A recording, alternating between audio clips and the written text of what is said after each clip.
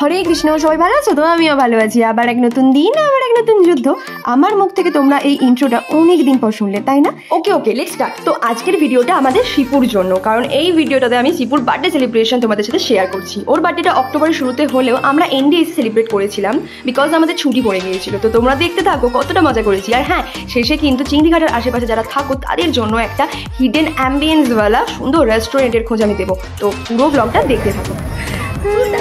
Happy birthday to you. Happy birthday to you. Happy birthday dear Shanti. Happy birthday to you.